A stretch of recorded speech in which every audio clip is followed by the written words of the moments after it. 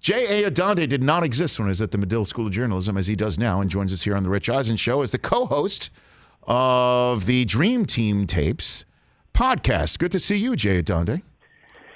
Great to be on with you, Rich. And it really came full circle, right? Because you were gracious enough to host some of our students on our Medill Explorers program when they came to L.A. a couple of years ago. Anytime. And I know they came out and spent some time. And it's funny, Rich, one of the things I tell students, including our students, is that very little, if nothing, that we do now existed when we were in school. So, no, there was no director of sports journalism at Medill, just like there was no podcasting being done, just like there was no social media. Yes! None of this stuff existed. So, but really the point I'd like to make is that learning the fundamentals, if you master those, you will be able to adapt to whatever platform is still to come, because probably whatever people are doing 10 years from now doesn't exist right now. No question about it. No doubt about it. I mean, it was just basically go cover something and then write it up as if it was an actual newspaper. But the Washington, D.C. quarter that I had mentioned was real stuff. Like, I was working for real television stations that contracted through the school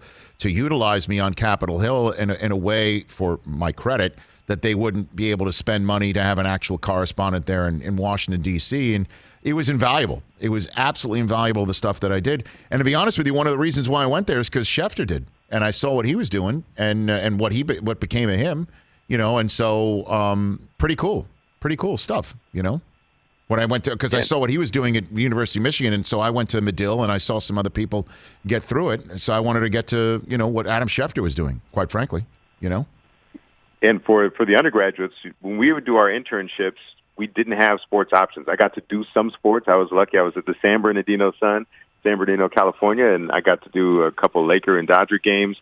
But you couldn't do sports full-time. And now we have the opportunity for people to do full-time sports internships as undergraduates in addition to doing sports stuff as graduates. So the world has changed a lot, Rich. Well, look, if there's anything I could do, I'm not just saying that on the air, I'll always be about it, and of course, squash the hopes and dreams of those that I fear could take my job. So I have no problem doing that. Don't be a hater, Rich. Well, I got to teach them the real world stuff, Jay. You know what I mean? That's what I got to do. You know what I mean? I'm holding you to that. You said it on the air, so I'm holding you to that. We can go back and I'll rewind and replay this if you ever try to weasel your way out of this commitment. I will never do that. J.A. Adande here on The Rich Eisen Show. I will read, sir, from your most recent tweet about your podcast. Episode 4 of Kobe, LeBron, and the Redeem Team, The Godfather. Hear how Jerry Colangelo took over operations of USA Basketball, convened a quote-unquote meeting of the 5 families. You had me at hello on that one. And received an endorsement for Coach K from a surprising source. What do you mean by the meeting of the 5 families about the Redeem Team Olympic squad, Jay? So Colangelo, who we nicknamed the Godfather for this, and if you know Jerry Colangelo's Boss Power, it's an appropriate nickname. After he takes over the basically USA Basketball program, he wants to hear from some of the authority figures and some of the most powerful and influential people associated in the history of USA Olympic basketball.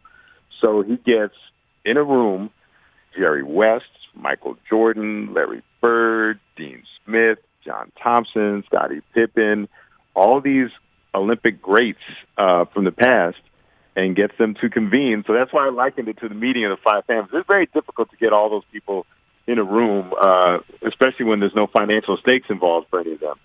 So they just basically have a meeting and an idea session, brainstorming session on who do we want to coach this team, what are the type of players that we want on this team, how are we going to run this program going forward. So that was one of the first things that Colangelo did as he took over the program. And so, we spoke with your colleague and co-host Jack McCallum last week about this, but really lingered a little bit more on the original Dream Team that he was there and around for. Just seeing these photographs of Kobe and LeBron right now just really strike me of how young LeBron is and how Kobe was essentially to use the phrase, godfather of that team as well. How much do you think rubbed off on LeBron from this Redeem Team and we're seeing today now that LeBron has taken on the mantle in this role A lot. And it rubbed off on a lot of the other guys too. We talked to Carmelo Anthony. He was great about it, describing how much Kobe's work ethic and the dedication. I really believe he taught those guys what it takes to get to the top. And he was a 3-time champion. Dwayne Wade had won a championship in 2006, but most of those guys hadn't. Jason Kidd still hadn't won a championship yet at that point. He'd been to the finals, but so even he is really the veteran leader of that team, hadn't experienced championships.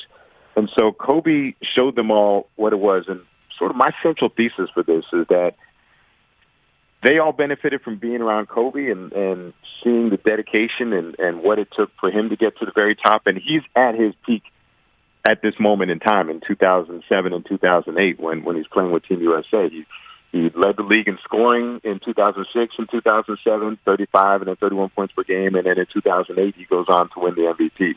So this is Kobe in his prime, age 27 and 28. And so they're seeing that. And they're seeing the fruition of all of the work that he's put in. And so you get to see both the process and the end result simultaneously. It's pretty rare that you get to experience that. And the flip side was the flip side was that Kobe benefited from being around them because he learned what it was like to really be a teammate, to socialize and to be a part of the group, to feel like you belong to the group. And so that was his takeaway from it. And what about this? Again, this is the latest episode of the Dream Team Tapes podcast where you can get anywhere right now. Coach K, who we're waiting to hear and see what happens with his Duke Blue Devils over the next few days about March Madness that starts next week. When you say did he need an endorsement? Were some of the players like wondering why is Coach K coaching us? Did that actually happen for the Redeem Team? At this point, at that meeting of the 5 families, yes. they hadn't picked a coach yet. And so part of it was a philosophical question, okay, what type of coach do we want? Do we want a pro coach? Do we want a college coach? And what would the argument be for having a college coach? And again, there was a surprising, I'll save the mystery for the podcast, but yes. One of the people that I mentioned, maybe one of the people least likely that you would least expect to nominate Coach K or to champion his cause for being the coach of the Olympic team, really comes out in favor. And that helps convince Jerry Colangelo that Krzyzewki should be the guy. A sort of a downer of a phone call between Colangelo and Greg Popovich, who he was strongly considering for the role, helps tilt the thing in favor of Krzyzewski as well. So, and he works out perfectly. So the next episode coming out is really about Coach K and how it worked. And if you want to hear Coach K drop F-bombs and MF-bombs, tune into that podcast because he just casually lets them fly. And the one we just recorded, actually, right before I came on with you guys, looks at what happened when they finally got together, the closest thing that we'd seen to the Dream Team in 2007. So remember, one of the things Colangelo demanded in order to get the program back on track was he wanted a 3-year commitment from the key players.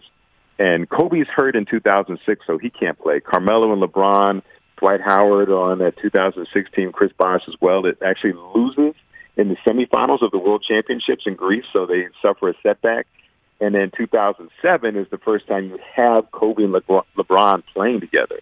And so we really focus on, okay, how does that work? How do these two players, the guy who's on the throne at the moment and the ascending king in LeBron James, coming off his first trip to the NBA Finals, how do they work together? And Jason Kidd really played a big role and sort of stepped up and said, okay, it won't be either of you two leading the team. I'll step up. I'm sort of the third party, the neutral party, and they could run everything through him. And that's one of the ways it worked, was that it wasn't the two guys fighting for control of the team. They said, okay, Jason Kidd, you're the leader, and we'll just fall in line behind you. Love it. And so people, Jay Adande here on the Rich Eisen Show, that, hey, wait a minute, Mike Krzyzewski works blue. He puts the blue in Blue Devils. Well, anybody who plays for him will say that, yeah. And then you also have to remember who his college coach was back in the day, at Army. Bob Knight. That was correct. And he worked blue quite a bit, despite wearing a lot of red in his career. So let's talk about the here and now. Are you concerned about the current Lakers' chance to repeat? Yes or no? No, I think once they're healthy and they're fine. We've seen what they can do when they're healthy and motivated, and so some of their little slump before the All-Star break, they'll be fine. They'll be fine. They probably just need a little break anyway. Okay, so you're not concerned about how they might match up with a certain team that is continuing to just amass talent and get healthy themselves in Brooklyn? That does not concern yourself now that Blake Griffin's out there adding to the Nets? The Nets are in such an ideal situation because everyone slides down a slot, so I don't think you win a championship with Kyrie Irving as your best player. We haven't seen a team win a championship with James Harden as your best player. But we know you can win a championship with Kevin Durant as your best player. And if Kyrie Irving is a second best player, or however you want to do it, Irving or Harden as the second best player, that's a luxury. And if Blake Griffin now is your fourth best player, what a great opportunity for him. Yeah, they're loaded. They're loaded up. We still need to see if it can all work. I'm in the process of doing a podcast of showing how it worked with this group, but it wasn't guaranteed. Mm-hmm. What does it look like? How does it work? Can they defend well enough? And can teams come up with a great defensive scheme? Remember, the Lakers, their calling card was defense. Yep. Mm-hmm. And so can Frank Vogel and the coaching staff and can the team lock in a 7-game series when the pressure is higher? Can they lock in and take away some of the things that Brooklyn wants to do? Because I put it this way, I have more confidence in the Lakers' ability to take things away from Brooklyn offensively than Brooklyn's ability to take things away from what the Lakers want to do offensively. So then I give you a choice between the Bucks, Sixers, Jazz, Suns. The team that's most likely to crash this party is which one, J.A. Adande? Utah. Okay. We have to give them some credit. At some point, the thing is, you have to ask, historically, Rich, the team that wins a championship has one of the 6 best players in the league. And I'm not sure Utah's best players qualify as one of the top 6 players in the league. I'm not sure they'd qualify as a top 4 or top 3 players on the New Jersey Brooklyn Nets. Well, they didn't. They certainly didn't for the All-Star game selection. No, they didn't even. I don't even think top 6 in the reserves. They didn't even land. Actually, but remember, a couple years ago, James Harden was the last guy picked, right? So I don't think we can base our rankings based on when guys are picked in the All-Star draft. Noted. All-Star draft is so much fun, by the way. I love that thing. Oh, I enjoyed the entire All-Star weekend, quite honestly. And it was a lot more fun than you expected, right? And Steph and Dame Lillard in particular put on such a great show. Yeah, no. And by the way, this is something you might want to teach to your students at the Medill School of Journalism. You just went what we on the Rich Eisen Show, J.A. Adande, call you went higher register. And when you go higher register with your voice, you're saying something that you need to go higher register to believe. Like, hey, that was not a bad weekend. You're like, I noticed you did that. I'm more than happy to be your higher register adjunct professor, if that's what you want to be. Director of higher register. Yes. We just created a new position. Yes, and part of higher register is convincing yourself. Yes, you've got to convince yourself. You got to go higher register. Hey, actually, I think the Suns have a shot. You know what I mean? Like that's where you got to go in order to believe what you're saying. And by the way, also we can be part of the curriculum or syllabus, whatever you want to put, is using the phrase "with all due respect" to say something thoroughly disrespectful to inoculate yourself. But what was it that LeBron said before he thoroughly disrespected the Jazz players? He said something. No slander. I think it was no slander. That's another version of "with all due respect." We just didn't play the Jazz back in the day playing video games. So not even Karl Malone. That's what he said. No slander is just another version of "with all due respect." Again, I could teach the kids. I could teach them well to use the phrase. It's up to you. Before I let you go, J.A. Adande, yesterday, I have no idea how we meandered onto this subject, but we did. Lakerstown or Dodgerstown? Los Angeles is one. Which one is it? Lakerstown. You can't go both, which O'Shea Jackson Jr. did. That's not acceptable. I will not accept that.